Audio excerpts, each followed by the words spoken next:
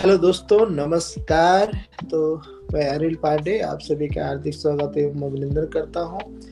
फिर आपको यही बात कहनी है कि दरअसल ये साल जा रहा है और नया साल धीरे धीरे आ रहा है, यानी कि 25 की विदाई और 26 का आगमन। तो बिंब प्रतिबिंब प्रकाशन ने 2025 में कुछ विशेष काम किया, जिसमें से एक बड़ा काम ये रहा कि जालंधर की कथा लेखिका एक लेखिका को ढूंढा और उसको प्रकाशित किया। ढूंढने में प्रमिला अरोड़ा जी ने एक अच्छी भूमिका निभाई कि मीनाक्षी शर्मा जी से मुलाकात करें।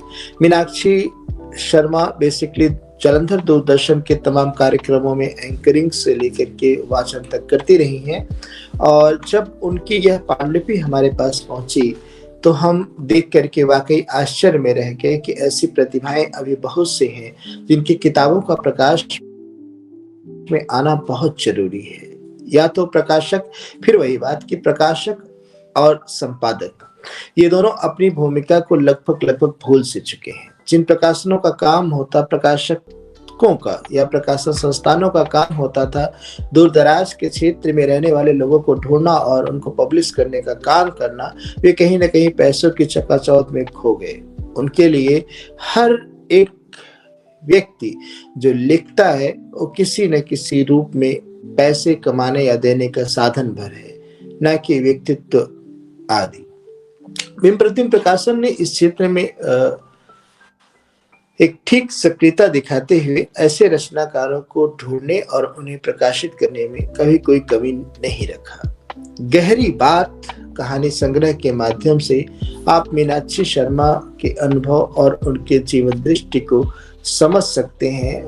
जीवन के प्रति, परिवेश के प्रति उनके विचार और भाव को देख सकते हैं। गहरी बात जो कहानी संग्रह है, अगर ये बात करें तो बहुत विस्तृत नहीं है, लेकिन फिर भी 100 पेज की किताब है। और इस 100 पेज की किताब में अगर हम बात करें कि कहानियां कितनी हैं, तो ये मान के चला जाए कि लगभग 15 के करीब कहानियां हैं। 100 पेज के दरमियान 15 के करीब कहानियां हैं। इन कहानियों में पगडंडियां हैं, मीठी याद है, नील सुधा, मधुर संबंध, जीवन साथी, अतीत, गहरी बात, अब और नहीं, दो खेत, मिट्टी नोक-झोंक, सुनी गोद, घर की नींव, दो चेहरे, पहचान, निस्वार्थ भाव। आप कहानियों के शीर्षक से ही समझ सकते हैं कि यह संग्रह एक नए रचनाकार के लिए और खास करके प्रकाशन के लिए भी कितना विशेष होगा। ये कहानी का कवर पेज आप देख रहे हैं संग्रह का, ये मुकम्मल संग्रह प्रकाशित है, इसको भी आप देख रहे हैं। छोटी छोटी जीवन के जो छोटे छोटे भाव हैं, या यूं कहें कि अभाव से निकलती हुई जो स्मृतियां हैं, उसको पकड़ने और उसको कैद करने का उपक्रम मीनाक्षी शर्मा जी द्वारा हुआ है। सबसे बड़ी बात इस कहानी की खूबसूरती ये है कि सरल भाषा में, सरल शब्दों में और यूं कहें कि आम बोलचाल की भाषा में सृजन प्रक्रिया को अपनाया गया है, लाया गया है। और जो कहानियां हैं वे कहीं से भी काल्पनिक या मायावी नहीं दिखती हैं। यह लेखक के जीवन या परिवेश या उस समय विशेष के दायरे से होकर के निकली है कि आप कह सकते हैं कि इनमें चित्रित संवेदनाएं कहीं न कहीं यथार्थ भाव को छूती हैं, टच करती हैं।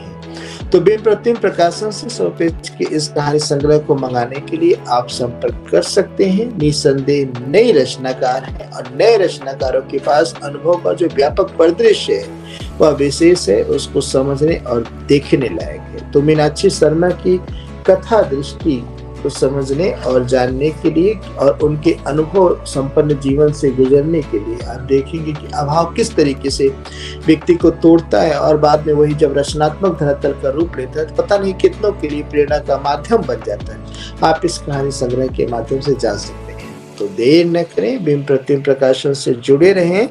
और आपको बता दो चलते चलते कि इस किताब का दाम कुल 250 रुपए है। इस पर 30% डिस्काउंट है। आप बिंब प्रतिम प्रकाशन से संपर्क कर सकते हैं, सचिव पांडे जी से संपर्क कर सकते हैं। आप उसके फेसबुक हैंडल से लेकर के आप यूट्यूब तक जहां भी पहुंचे वहां से संपर्क करके हमसे किताबें मंगा सकते हैं। हम इसको डाक खर्च से भी मुफ्त रखे हैं। तो देर न करें, इस विशेष कहानी संग्रह से जुड़े और अपना दिन सफल बनाएं। धन्यवाद।